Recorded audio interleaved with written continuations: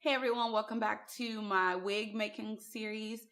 Today what it is that I'm going to show you all is how I go about prepping my actual bundles for my wig installation. And typically I use this technique when it is basically when I know this particular wig may shed a lot. And for the most part, I usually do that with any wigs that are curly and or blonde, because those hairs tend to be more fragile and shed a lot more, kind of like natural hair as well as hair that has been bleached. But yeah, before we jump into this video, don't forget to like, comment, and subscribe to my channel, as well as follow me on other social media sites to keep up with what it is that I am doing. And yeah, anyway, let's just get straight to the video. So the next step in the process is prepping your bundles for installation. What I like to do, especially for curly hair or hair that I know may shed a lot, is use one of two of these products. Either the liquid stitchless sewing little adhesive, or the stop fraying adhesive. Typically I like to use this on my frontals as well, and I'm going to show you all how I do that in, I guess, an install video. But what I want to do is prep these bundles, so I'm going to unravel them and then go about applying this one in particular because I double my wefts. So I use this product since it's thinner in consistency compared to this one, and it actually dries faster than this one. I'm going to go in using this product, and I'm going to link it below so that you all can find it. I purchased this from any fabric store, or you could go to like your local Walmart to pick it up also. So as I mentioned, what I like to do is go about prepping my curly hair and or blonde hair for install. And because I cut my wefts, I don't use the fold over method because I like my wigs to be as flat as a sew-in and or my natural hair, I guess. So what I do, I'm going to zoom you all in. What I do is take my fray check, and you can find this at any fabric store. I take the fray check and I just go in only on the weft. So I apply the fray check to the weft like so.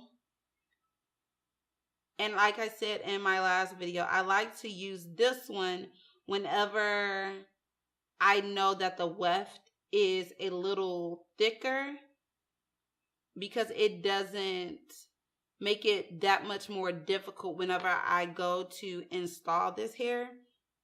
So yeah, I just add this like so, a nice thin amount like that, and I just slide down the weft.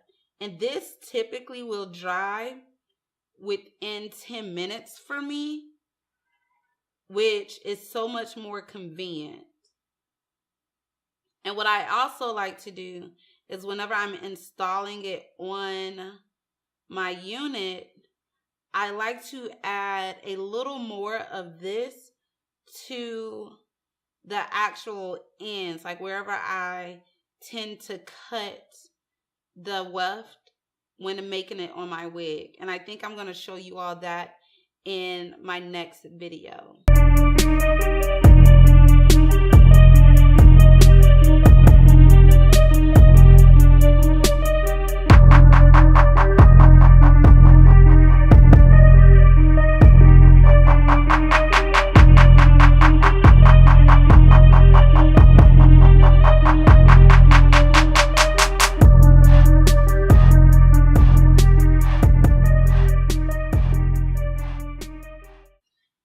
So now that I'm done with this weft, I'm going to go in with the 14 and the 16 inch. And because I do it the reason why I do it that way is because I'm going to apply the 12 inch on the bottom, the 14 in the middle, and the 16 at the top, and that's because I want this to be like a curly afro. So I use inverted lengths to get that short, fluffy, full look rather than the typical 12 at the top, 14 in the middle, and 16 at the bottom for a lengthy look. So I'm just going to let this weft dry for about, I guess, the duration of the time that I'm applying the fray check to the other bundles. That way this one is ready to go when it's time for me to install it onto my wig cap.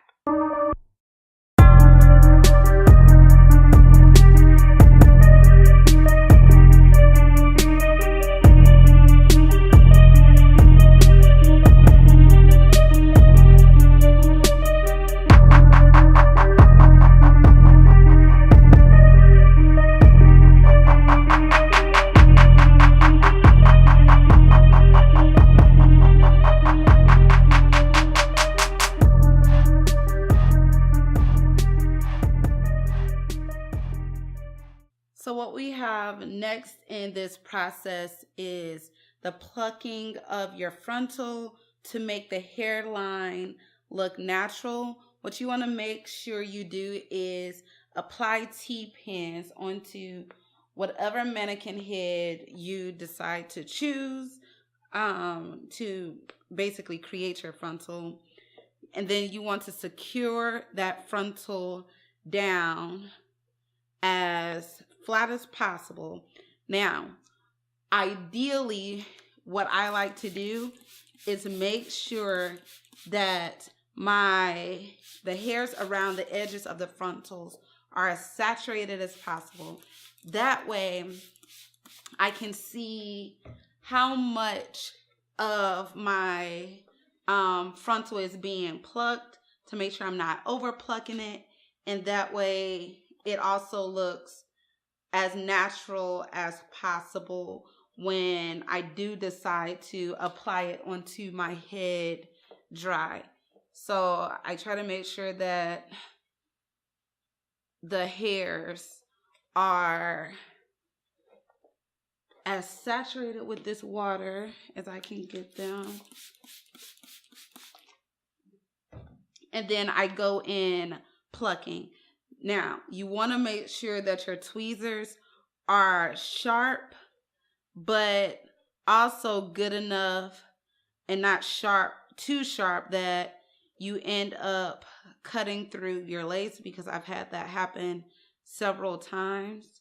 So you want them sharp, but not too sharp. And you just want to go in and just pluck. And preferably behind this hairline. If you need to, move these hairs out of the way and then pluck. But because I've done this so many times, there's really no need for me to even do it.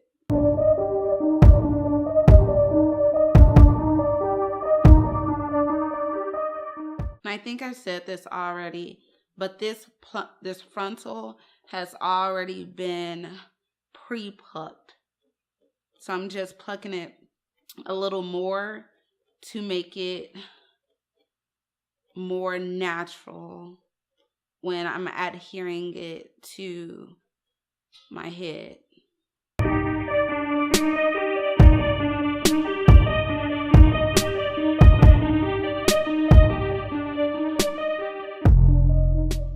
And you all see that I'm not in one spot for longer than about like 2 or 3 plucks. I love to move around the hairline, and I typically don't go further than an inch because that's how my natural hairline transitions. Like, it's very thin around here before it starts to get thicker.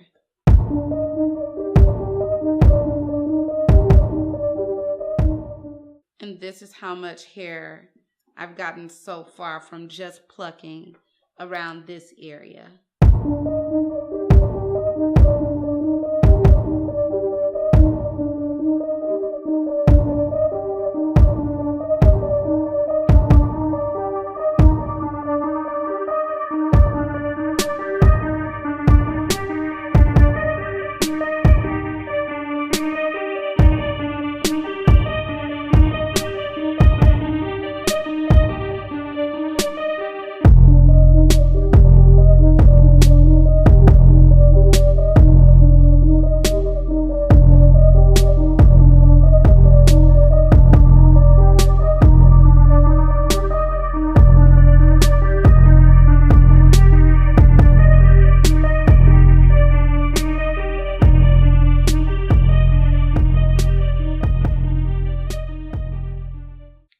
this is the final result of me plucking this frontal.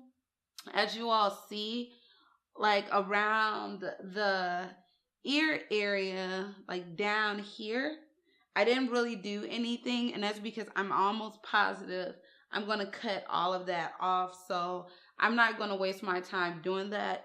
But yeah, so the hairline has been plucked to about my natural thin density. And for those of you who wonder if I do all of my wigs like this, no, I don't. And again, that's because you don't want to do this to a wig that you are going to wear often if you are not extremely careful. And that's because you can cause your wigs to shed excessively before they need to.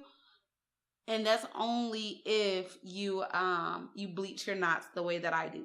So yeah, that's about it for this portion. Now, the last part of this video that I'm going to show you all is me sealing the knots. So to seal my knots on this particular unit, what I'm going to do is take my Got To Be Glued spray and just lightly spray this down like so.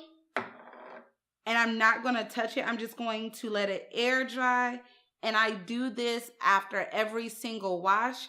That way my knots are sealed and I basically prevent any excessive shedding. Again, it's going to shed, but I'm preventing any excess shedding of my frontal.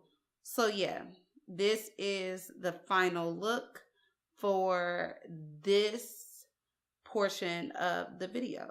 All right, ladies, so that's about it for this video, or this portion of the video. I'm going to let that sit and dry for a little bit, and when you watch the next video in this series, you'll see what it is that I'm about to get ready and do in the meantime while that's drying. Anyway, like I said before, don't forget to like, comment, and subscribe. And yeah, until next time, guys, peace.